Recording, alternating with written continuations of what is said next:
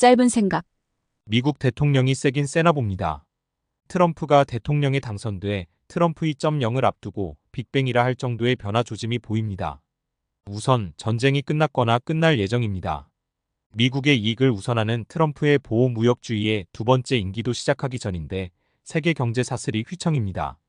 우리나라의 정치, 경제에서 가장 중요한 위치에 있는 분들은 이런 트럼프 2.0을 어떻게 대비하고 있는지 궁금합니다. 솔직히 걱정됩니다. 중요한 위치에 있는 사람은 윤석열 대통령, 이재용 삼성 회장, 정의선 현대차 회장 등이 있겠죠?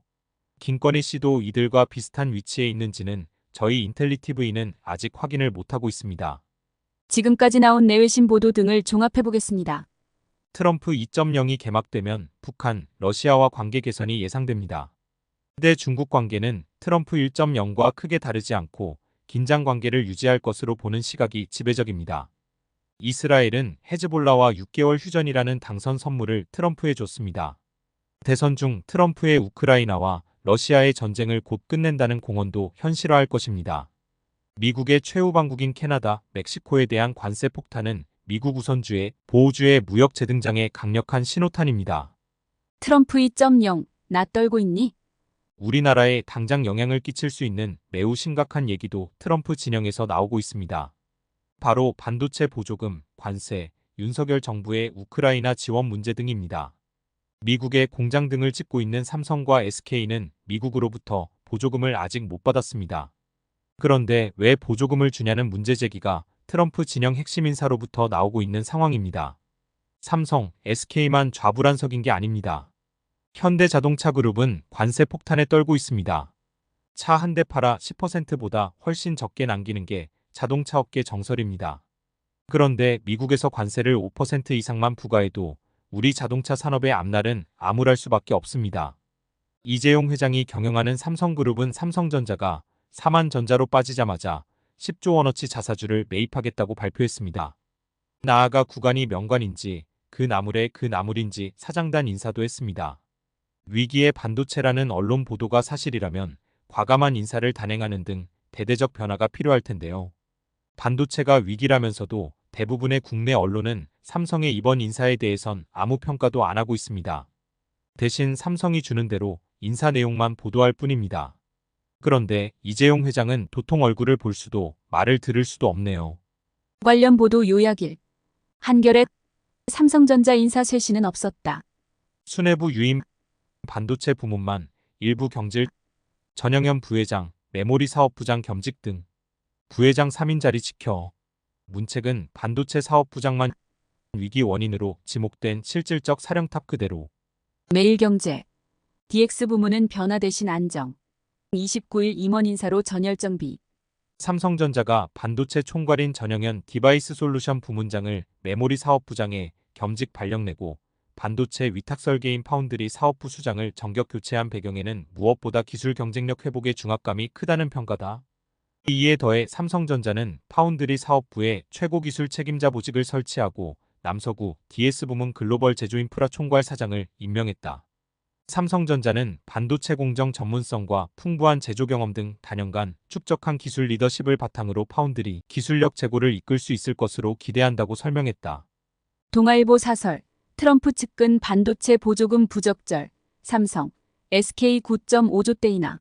트럼프 2기 정부의 정부효율부 수장 임명자가 반도체 청정에너지 사업 육성을 위해 조 바이든 정부가 지급하고 있는 보조금을 집권 후 재검토할 수 있다는 입장을 밝혔다. 이게 현실화하면 미국의 공장을 짓는 조건으로 9조 5천억 원의 지원금을 받기로 한 한국 반도체 기업에 막대한 불이익이 돌아올 수 있다. 내년 1월 트럼프 정부 출범 뒤로 미뤄질 경우 보조금을 떼일 가능성까지 제기된다. 윤 대통령님 우크라이나를 만날 때가 아니에요. 트럼프 대통령이 직접 북한의 김정은 위원장을 접촉할 계획이라고 합니다. 원래 관계가 좋은 푸틴 러시아 대통령과도 러시아와 우크라이나 전쟁이 끝나면 정상회담을 할 것이라는 예상이 많이 나옵니다. 윤석열 대통령은 우크라이나 특사단을 만났다고 합니다. 무기 지원 등에 대한 얘기를 나눴다고 언론들은 보도합니다. 미국은 전쟁을 끝내겠다고 하는데 자다가 봉창 두드리는 격으로 느낄 수밖에 없습니다. 미국과 함께 G2라고 불리는 중국과 관계는 어떻고요? 일본 등 여러 나라 정상급들이 중국에 방문하는데 우리 정부는 시진핑 주석이 방한할 차례라는 말을 합니다. 미국의 관세 장벽, 보조금 미지급 등을 중국과 관계를 지렛대 삼을 수 있어야 하는데 전혀 무관심한 것 같습니다. 관련 보도 요약이 한겨레 사설 우크라 특사단 맞는 윤 대통령 오락가락 그만하라. 취임 2년 기자회견에선 공격용 살상 무기는 어디도 지원 않는다고 입장을 정리했다. 하지만 북러가 동맹 관계를 되살리는 포괄적 전략 동반자 협정에 서명하자 재검토 쪽으로 바뀌었다. 북한의 파병 소식이 전해진 뒤인 지난달 22일엔 살상무기 지원도 가능하다는 쪽으로까지 나아갔다. 윤 대통령은 이날 러북 군사협력으로 인한 안보 위협에 대처하기 위해 양국이 실효적인 대응 방안을 강구해 나가길 바란다고 말했다. 한국의 무기 지원에 대해선 차기 미국 행정부와 러시아 모두 강력한 반대 입장을 보인다. 윤 대통령은 더 이상 국민들을 불안하게 하는 언행을 삼가야 한다. 생각 매듭. 경제의 빅2인 반도체와 자동차를 비롯한 핵심 산업이 휘청여도 괜찮을까요? 어쩌면 대한민국의 생존이 걸린 일인지도 모릅니다. 관련 산업계 노사와 권력자에게 일말의 기대의 끈은 놓고 싶지 않군요. 대외 관계에 여러 이해 당사국들에게 휘말리기 쉬운 입장인 우리나라가 트럼프처럼 대한민국 우선주의를 할 수도 해서도 안 되지만 최소한 지켜야 할 부분은 지키는 지혜를 발휘했으면 좋겠습니다. 여러분들도 답답하시죠? 끝까지 시청해주셔서 감사합니다. 구독과 좋아요는 인텔리 TV에 힘을 줍니다.